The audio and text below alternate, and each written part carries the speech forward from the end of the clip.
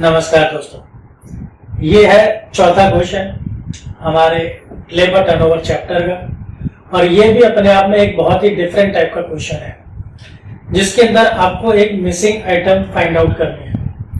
बहुत ही बढ़िया सवाल है, ध्यान से देखिएगा। क्वेश्चन ये रहा आपकी स्क्रीन पर, आइए पढ़ते हैं साथ साथ। In a factory bonus to workman is paid according to the Rowan system.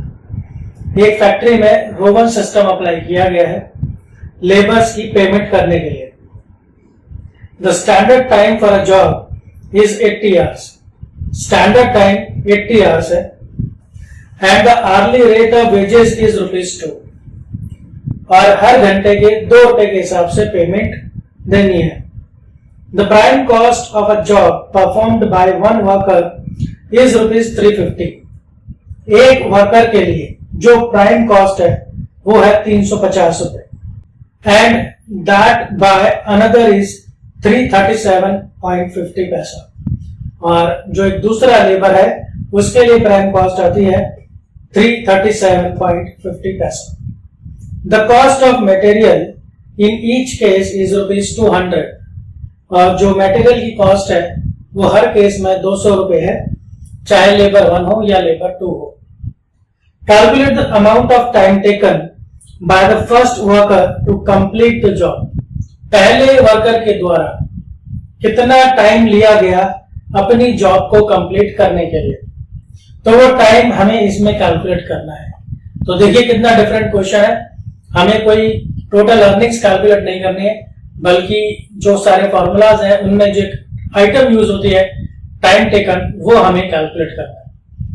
आइए देखते हैं क्वेश्चन कैसे होगा।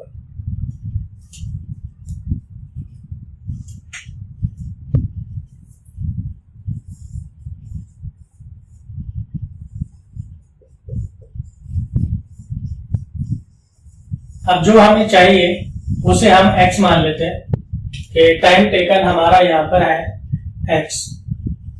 अब जो क्योंकि हमें दिया है रोवन प्लान के मेथड के अकॉर्डिंग, तो उसके अकॉर्डिंग फिर हम कैलकुलेट कर लेते हैं कि क्या ये फॉर्मूला बनता है।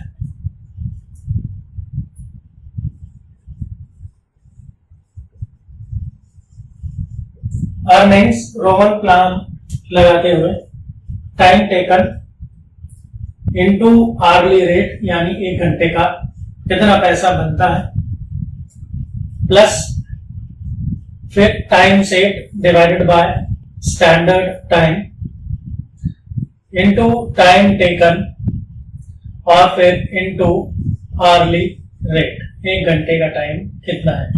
तो ये तो बेसिक अर्निंग हो जाती है उसकी और ये हो जाता है बोनस। अब इसी को देखते हुए हम इसे कैलकुलेट करेंगे। अब जो अर्निंग्स है, अब वो अर्निंग्स कैसे आएंगी, देखिए अर्निंग्स कैसे आएगी। ये आएगी जो आपको दिया हुआ है प्राइम कॉस्ट। अर्निंग का यहाँ पर मतलब है कि जो लेबर है उसको कितना पैसा दिया जा रहा है। जो लेबर को पैसा दिया जा रहा है वो हो गए उसके वेजेस, राइट। अब देखिए जो प्राइम कॉस्ट आपको दिया है, तो प्राइम कॉस्ट आपको दिया है 350 और जिसमें से मटेरियल का कॉस्ट है 200। तो जो प्राइम कॉस्ट होती है तो उसके अंदर क्या होता है, देखिए प्राइम कॉस्ट कैसे कैलकुलेट होती है। अगर आपने कॉस्ट शीट ठीक से पढ़ी है तो यहां पर डायरेक्ट मटेरियल होता है, डायरेक्ट लेबर होता है और डायरेक्ट एक्सपेंसेस होता है। इस तरह से प्राइम कॉस्ट के 3 कंसर्न है, इसके 3 एलिमेंट है। इन तीनों को जोड़ लेते हैं तो प्राइम कॉस्ट बनता है। अब डायरेक्ट एक्सपेंस तो इस क्वेश्चन में है ही नहीं, क्या है डायरेक्ट मटेरियल और डायरेक्ट लेबर। अब प्राइम कॉस्ट इसने आपको दिया हुआ है 350, ये आपको प्राइम कॉस्ट 350 दिया है और डायरेक्ट मटेरियल ये आपको दिया है 200 रुपए। अब क्या रह गया, direct labour. So you have only 3 items, prime cost, direct material, direct labour. इनमें से ये तीनों में से ये 2 तो आपके पास है, तीसरा आपने फाइंड आउट करना है।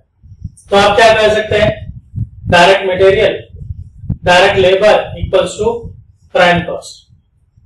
डायरेक्ट मटेरियल आपके पास 200, डायरेक्ट लेबर निकालना है और प्राइम कॉस्ट है आपके पास 350। तो डायरेक्ट लेबर क्या आ गया, 350 माइनस 200 यानी कि 150। तो इस तरह से आप इसके अंदर निकाल सकते हैं। ये डायरेक्ट लेबर कह लीजिए या आप कह लीजिए वेजेस, एक ही बात है, और या फिर आप कह लीजिए इसकी लेबर की अर्निंग्स।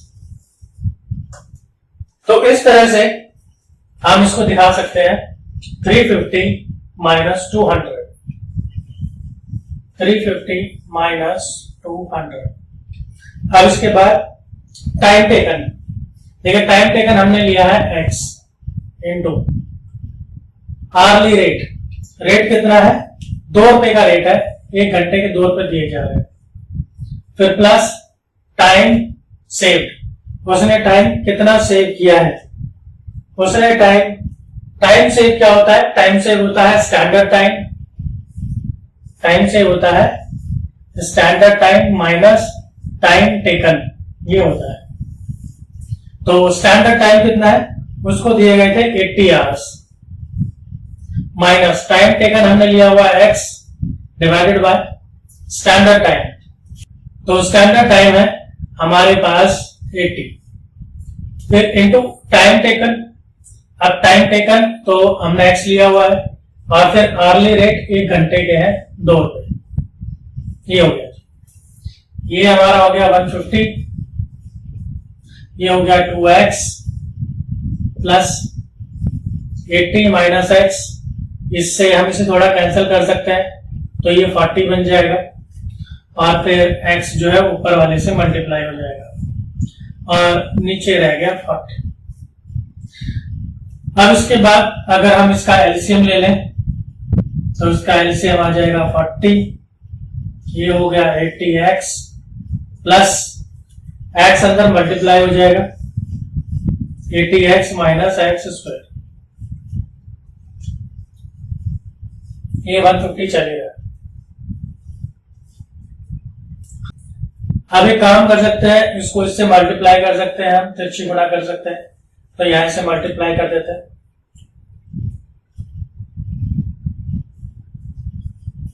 तो 6000 ये आ गया, और ये हो गया 160x माइनस x स्क्वायर। अब इन दोनों को घर ले आते हैं तो एक क्वाड्रेटिक इक्वेशन बन जाएगी हमारी, x square minus 160x plus 6000। अब ये एक क्वाड्रेटिक इक्वेशन बन गई, जो कि हम 10th क्लास के अंदर पढ़ते हैं किस तरह से इसे सॉल्व किया जाएगा। तो उसके फैक्टर अगर मैं बनाऊं, 6000 को हम 1 से मल्टीप्लाई करते हैं, ये एक्स स्क्वायर का जो कोफिशिएंट होता है इसके आगे जो होता है उससे मल्टीप्लाई करते हैं, इसके आगे है 1, सो 1 इंटू 6000। फिर 6000 के ऐसे हमने ब्रैकेट फैक्टर्स बनाने हैं कि जिसको ऐड करें तो ये बने 160, तो वो क्या बनेगा 100 और 60, तो यानी ये बन जाएगा 1 माइनस 100 और x माइनस 60। एक फैक्टर बनेगा 100, एक बनेगा 60, इन दोनों को मल्टीप्लाई करेंगे तो 6000 बनेगा, इन दोनों को ऐड करेंगे तो 160 बनेगा।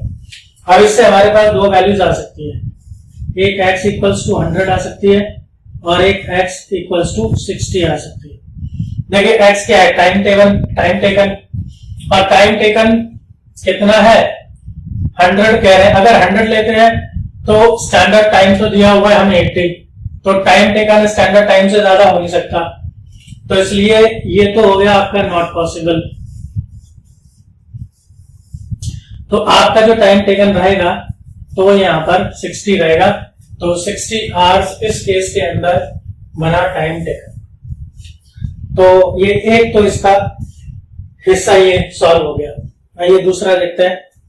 अब जो दूसरा केस है कि एक दूसरा लेबर है जो 337.50 जिसके केस में प्राइम कॉस्ट है। तो देखिए लगभग सब कुछ सेम रहेगा, ये जो प्राइम कॉस्ट वाला पॉइंट है बस ये यहां पर चेंज हो जाएगा, तो मैं इसके आगे से इसको लेके चलता हूं। तो ये 350 जो प्राइम कॉस्ट थी इसको आप कर दीजिए 337.50, तो ये हो गया, और माइनस आप 200 इसके अंदर वही करेंगे, ये x और ये 2 वही रहेंगे, x इंटू 2 प्लस, और इसके आगे का जितना भी पूछा है वो सब मैटर सेम रहेगा, उसके अंदर कोई भी चेंज नहीं है।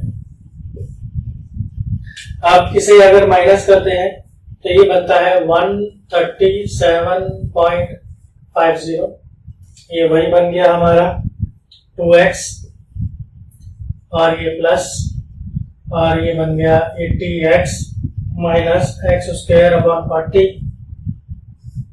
सेम है, कोई उसके अंदर कोई भी चेंज नहीं है।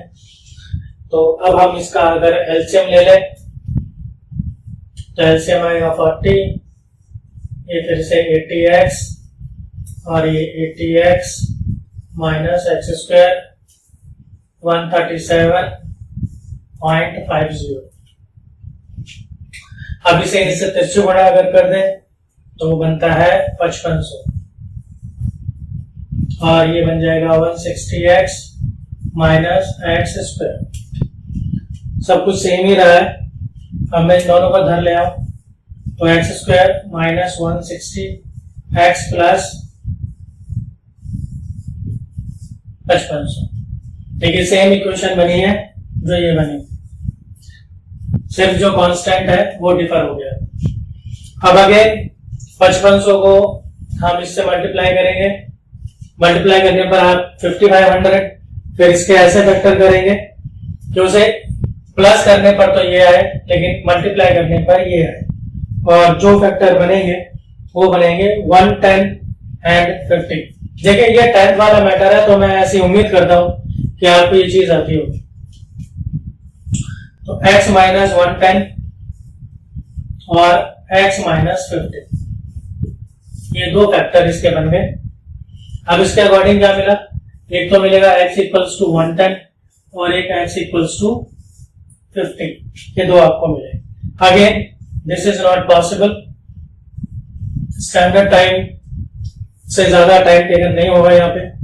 तो जो टाइम टेकन आया दूसरे केस में वो आया आपका 50 आवर्स। ये लीजिए, तो देखिए कितना बढ़िया क्वेश्चन था ये, जिसके अंदर हमको टाइम टेकन ही निकालना था। इस तरह से हो सकता है आपको कभी बार स्टैंडर्ड टाइम निकालना पड़ जाए या फिर आर्ली रेट निकालना पड़ जाए। सो जो मेथड रहेगा वो सब कुछ सेम रहेगा। आप देखिए टाइम टेकन है, आर्ली रेट है, टाइम सेव्ड है, स्टैंडर्ड टाइम है, तो कोई भी जो भी एक आइटम मिस होगी उसको आप एक्सपोर्ट कर दीजिए और आप क्वेश्चन को सॉल्व कीजिए, इक्वेशन अपने आप बनेगी और आंसर आपके पास अपने आप ही आ जाएगा। यह था क्वेश्चन नंबर 4। अगले क्वेश्चन में फिर मिलता हूं मैं आपसे। धन्यवाद।